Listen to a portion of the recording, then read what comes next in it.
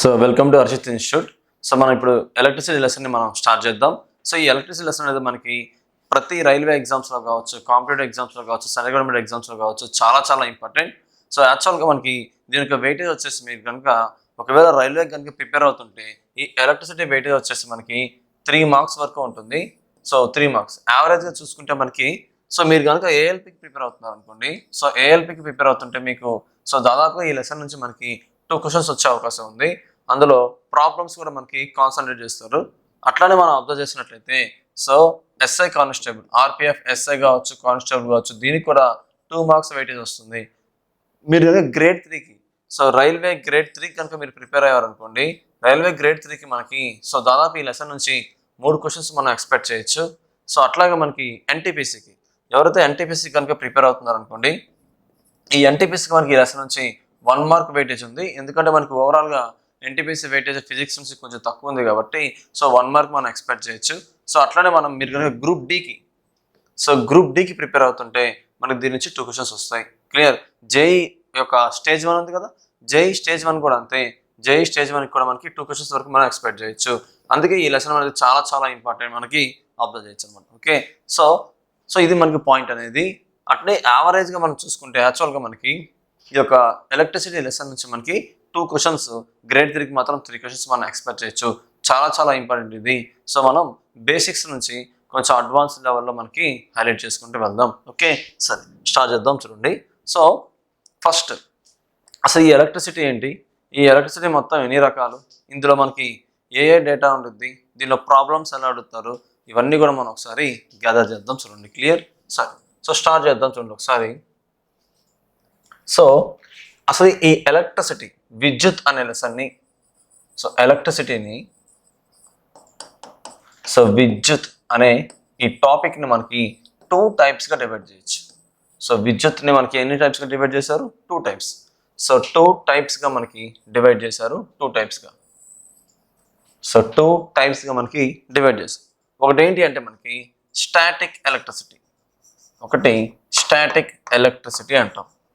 So static electricity దీన్ని తెలుగులో ఏమంటారంటే స్థిర విద్యుత్. సో స్థిర విద్యుత్ అని మనకి పిలుస్తారు. స్టాటిక్ ఎలక్ట్రిసిటీ, స్థిర విద్యుత్ అని మనకి పిలుస్తారు. రెండోది వచ్చేసి ఏంటంటే current electricity.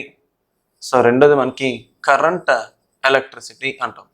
So current electricity దీన్ని మనకి ఏమంటారంటే ప్రవాహ విద్యుత్ అని పిలుస్తారు. సో ప్రవాహ విద్యుత్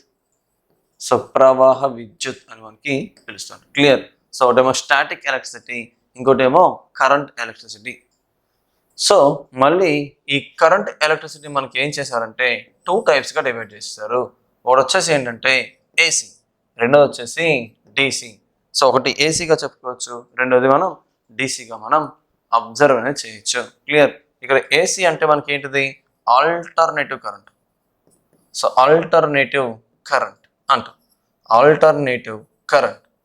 నెక్స్ట్ రెండోది వచ్చేసి ఏంటంటే డీసీ అంటే మనకి direct current. So direct current అని మనం పిలుస్తాం. ఒకటేమో ఆల్టర్నేటివ్ కరెంటు, ఇంకోటేమో డైరెక్ట్ కరెంట్. క్లియర్.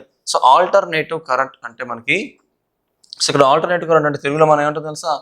ఏకాంతర విద్యుత్. సో ఏకాంతర విద్యుత్ అని మనం చెప్పచ్చు, ఏకాంతర విద్యుత్. రెండోది ఏకముఖ విద్యుత్. ఏకముఖ విద్యుత్ అని మనం చెప్పచ్చు, ఏకముఖ విద్యుత్. ఒకటి ఏకాంతర విద్యుత్, ఇంకోటి వచ్చేసి మనకి ఏంటిది? ఏకముఖ విద్యుత్ అని చెప్పచ్చు. క్లియర్. ఈ బోర్డు మీద ఏదైతే ఉందో మీరు కనుక దాన్ని సో కంప్లీట్ చేస్తే ఓవరాల్గా మీకు 3 క్వశ్చన్స్ అనేవి క్యారీ అవుతాయి. సో మనం చెప్పుకున్నాం కదా, బేసిక్స్ నుంచి మనం స్టార్ట్ అవుదాం. సో బేసిక్స్ నుంచి స్టార్ట్ అయితే మనకి ఎంత పెద్ద క్వశ్చన్స్ కూడా మనం ఈజీగా చేయగలుగుతాం. చాలామంది స్టూడెంట్స్ ఈ యొక్క ఎలక్ట్రిసిటీని చాలా సో కష్టంగా ఫీల్ అవుతూ ఉంటారు, ఎందుకంటే బేసిక్స్ అనేవి కొంచెం ఐడియా లేక. సో కాబట్టి మనం అందుకే బేసిక్స్ మీద కాన్సన్ట్రేట్ చేసుకుంటూ వెళ్దాం. ఓకే, సరే. ఇక చూడండి, ఫస్ట్ మనం ఏం చేద్దామంటే ఈ ఏసీకి డీసీకి ఈ రెండింటికి మనం ఫస్ట్ డిఫరెన్స్ ఏంటో అబ్జర్వ్ చేద్దాం.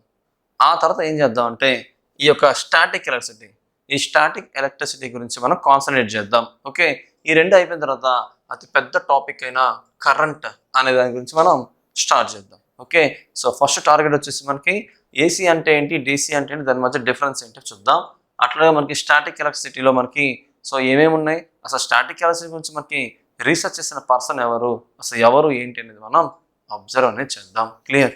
సో ఓకే, సో ఇక్కడ స్టార్ట్ చేద్దాం. చూడండి, సో ఫస్ట్ ఇటువైపు ఏసీ కరెంట్, సో ఇటువైపు ఏసీ కరెంట్, సో ఇటువైపు డిసి కరెంట్. డిసి కరెంట్ ఒకవైపు ఏమో ఏసీ కరెంట్, ఇంకోటి ఏమో డిసి కరెంట్. క్లియర్? అసలు ఏసీ కరెంట్ అనేది అసలు ఏంటి definition, what is the definition of the AC current? AC current అంటే డెఫినేషన్ అంటే మనం ఏం చెప్పాలి తెలుసా? ఒకసారి ఇక్కడ చూడండి, మీరు అబ్జర్వ్ చేస్తే ఏసీ కరెంట్ అనేది ఈ విధంగా ట్రావెల్ చేస్తుంది, లా లా లా అనుకుంటా ఇట్లా. సో ఈ విధంగా ట్రావెల్ చేస్తూ ఉంటుంది. కానీ డీసీ కరెంట్ అలా ట్రావెల్ చేయలేదు. ఇది ఎలా ట్రావెల్ చేస్తుందంటే సో ఏదో ఉసూరం అంటూ ఒకటే డైరెక్షన్లో ఇలా వెళ్తున్నట్లుగా ఉంటుంది అనమాట. క్లియర్? సో దీన్ని బట్టి మనకి డెఫినేషన్ అనేది ఎలా డెరైవ్ చేయొచ్చో చూద్దామా? సో చూడండి, ఇదేమో తన ఇష్టం వచ్చినట్టు ఎలా పడితే అలా ట్రావెల్ చేయగలుగుతుంది. డీసీ మాత్రం ఎట్లా పడితే అట్లా ట్రావెల్ చేయలేదు, ఒక యూనిఫామ్ డైరెక్షన్. చూసారా, ఒకటే యూనిఫామ్ డైరెక్షన్లో ఉంది. ఈ యూనిఫామ్ డైరెక్షన్లో మనకి సో ఇట్లా మనకి యూనిఫామ్ డైరెక్షన్లో మాత్రమే వెళ్ళగలుగుతుంది డీసీ కరెంట్. ఇంతకీ what is the definition? So దీని డెఫినేషన్ ఏంటో చూద్దాం. చూడండి, the current, so the current in which, so the current in which, the current in which changes its direction, the current in which changes its direction within a time interval. So within a time interval, within a time interval. So clear? The current in which changes its direction within a time interval. దాని meaning ఏంటి sir అంటే so ఏ విద్యుత్ అయితే, so ఏ విద్యుత్ అయితే so కాలానుగుణంగా,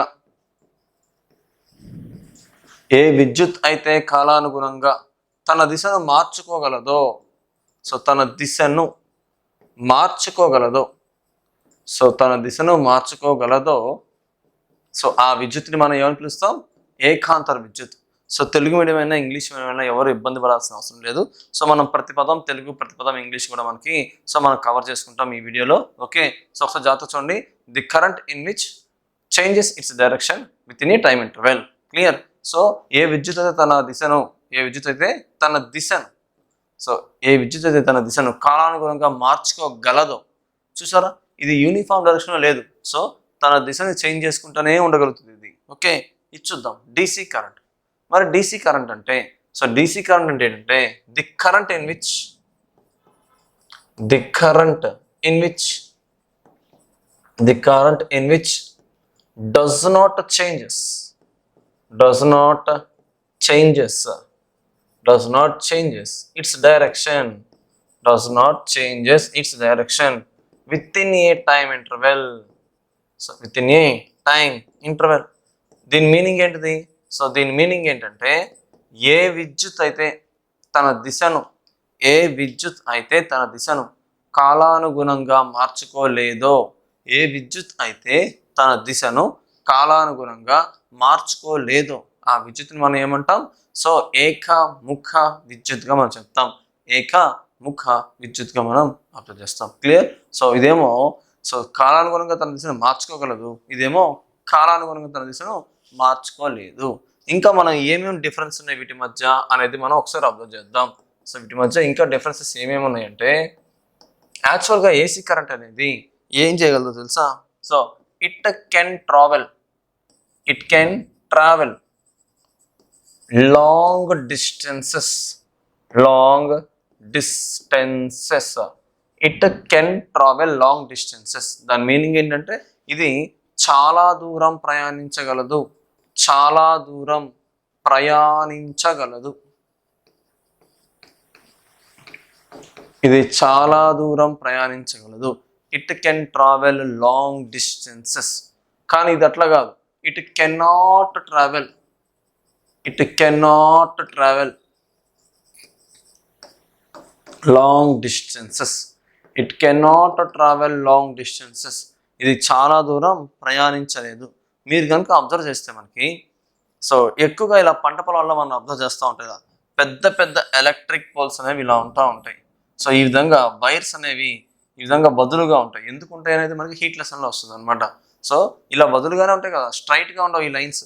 ఎందుకు స్ట్రైట్గా ఉండవు అంటే in winter so solids are contracts. మనకి ఎప్పుడైతే సాలిడ్స్ అనేవి మనకి వింటర్లో కాంట్రాక్ట్ అయ్యాయో అవి ముడుచుకుపోతాయి కదా, అప్పుడు ఇవి తెగిపోతాయి, స్ట్రైట్గా ఉంటాయి. అప్పుడు మనకి ఏమవుతుంది, AC current is most dangerous కాబట్టి మనకి సో ఇలా చేస్తుంది అనమాట. Okay, clear. సో కాబట్టి ఇక్కడ పాయింట్ ఏంటిది, సో ఇవన్నీ వదులుగా ఉంటాయి. ఇప్పుడు విషయం ఏంటంటే వీటిలలో మనకి ట్రావెల్ చేసే కరెంట్ ఏసీయా డీసీయా అంటే కంపల్సరీ ఏసీ కరెంటే అయి ఉంటుంది. ఎందుకంటే ఏసీ కరెంట్ అనేది మనకి చాలా దూరం ప్రయాణించగలదు, కానీ డీసీ కరెంట్ అనేది మనకి చాలా దూరం అసలు ప్రయాణించలేదు, చాలా దూరం మనకి అసలు ప్రయాణించలేదు.